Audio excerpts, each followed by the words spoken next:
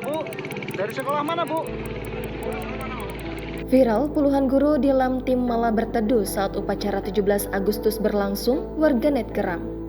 Puluhan guru di Kecamatan Mataram Baru, Lampung Timur atau Lamtim tertangkap sedang berteduh di dekat penjual makanan saat upacara 17 Agustus sedang berlangsung. Mereka langsung kabur saat dihampiri seorang pria yang merekam kejadian tersebut. Video itu viral setelah diunggah oleh akun TikTok @andono77 pada 17 Agustus 2023. Dalam video tersebut terlihat kumpulan guru-guru sangat asik bersantai riah berteduh di dekat lapak penjual saat pasukan Paskibraka sedang berjalan. Padahal di saat yang bersamaan kegiatan upacara yang memperingati Hari Kemerdekaan RI ke-78 masih sedang berlangsung.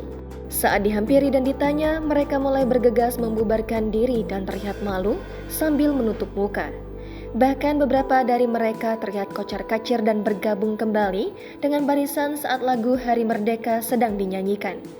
Dari sekolah mana, Bu? Bu, dari sekolah mana, Bu? Dari sekolah mana, Bu?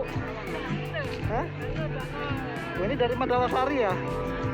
Ya, oh. Sontak saja video yang telah viral itu dibanjiri ribuan komentar dari warganet. Tak sedikit warganet yang merasa geram dan miris dengan kelakuan guru-guru tersebut.